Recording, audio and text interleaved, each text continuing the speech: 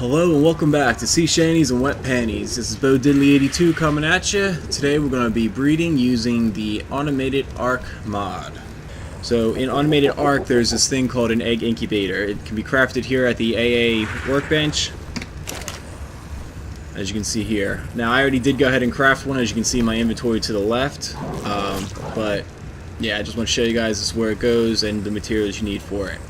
So I'm going to go place this down, I'm going to go grab an egg and show you guys what it does. It's a very simple, easy process. Alright guys, so I'm going to be placing down this egg incubator now.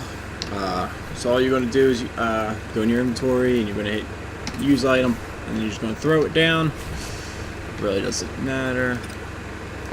So, alright. Now it is powered. I'm going to deactivate, just reactivate, just make sure it's red, make sure it's going. So again, you just gotta make sure there's power to it. All you do is you throw it down, go into your inventory. As you can see, the installation's ridiculous right now, so this is good because this is what's going to keep your egg health up as you incubate it. Alright, so now all you gotta do is, I'll throw it here, but I'm gonna put it, this is a Bronto egg, so obviously I'm not hatching it here, but if you just throw it down, just to do an example, as you can see, it's incubating. You don't have to do anything. It's going to do a perfect incubation at 99.7 because, you know, picking up, dropping, and when I picked it up when it dropped out of the dyno itself. But very simple, very easy. Now all you do is sit here and you just let it go. It's going to do its thing, but I'm going to pick it up and put it where I want it to be. So be right back. You can see the egg is just about ready to hatch, so we're just waiting now.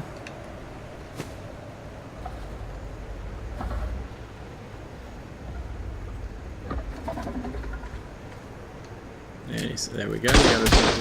Okay, we gotta watch that. So, as you guys just seen, you gotta watch, make sure that you don't have auto turrets set to attack everything. I don't even know where that came from. Oh, they're right there. So that was my fault. You gotta make sure that your defenses will not kill the dino you're trying to breed. That was almost bad, but that's alright. So as you see now, in 20 minutes it's gonna want care.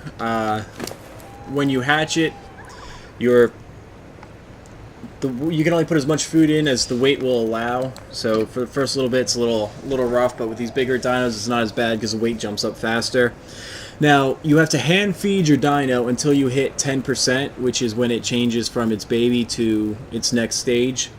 After 10% is when you don't have to hand feed it, is when you switch over to feeding off the feeding trough. So then all you have to do is worry about if you're trying to imprint it or not. But until it's 10%, you have to watch and make sure there's actually food in its inventory. Otherwise, it can and will starve to death. And then now our server, it's a lot faster. That's why it's 20-minute intervals for our imprinting. With that, that's just going to be it's going to want certain types of kibbles, go on a walk, it's going to want to cuddle, those type of things.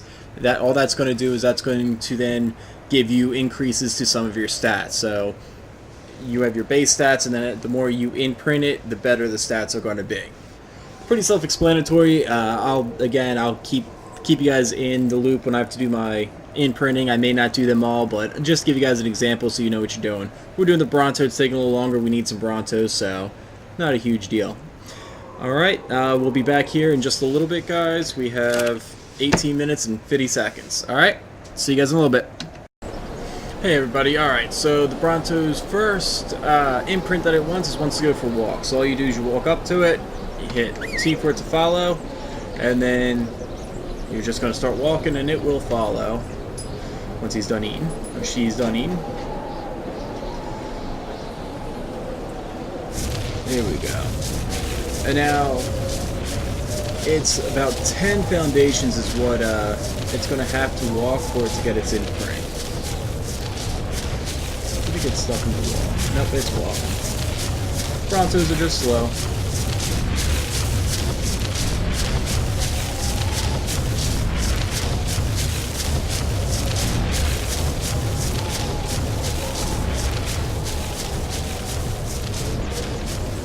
You just stand away from it, and once it's done, you'll see here in a second.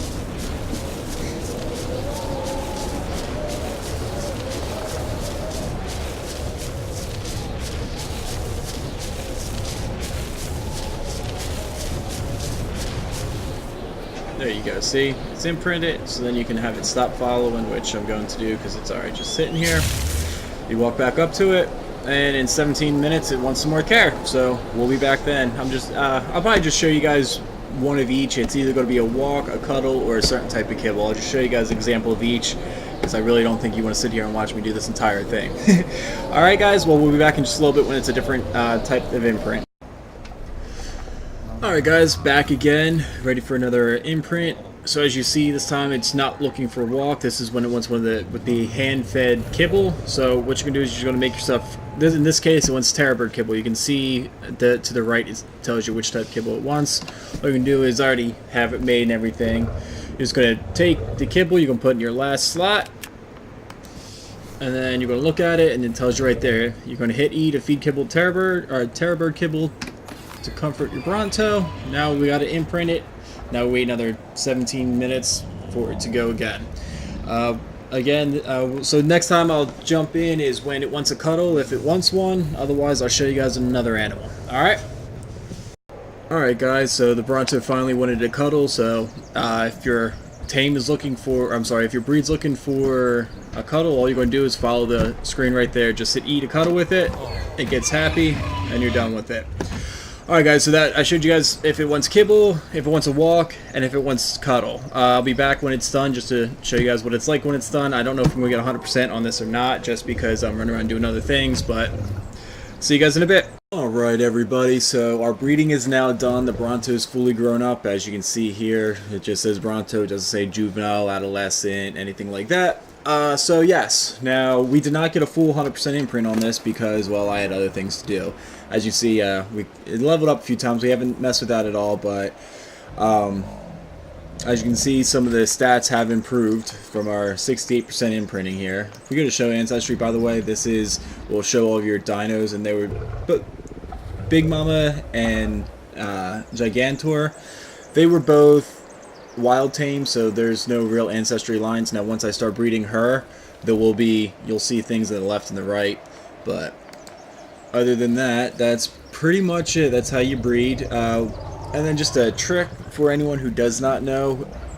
So when you go and you breed dinos together, it's good to have an idea what your stats are, so you know what you're getting with your next dino that you're breeding. So what I normally do is I come up here and just create a folder, and I'll do, okay, what level it came out as was a 204, and then I just go through and put the important stats that I'm looking for.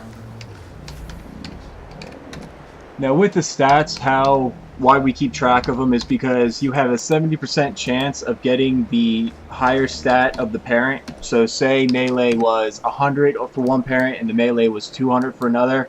Theoretically, you have a 70% chance of getting the higher melee. That goes for all your stats.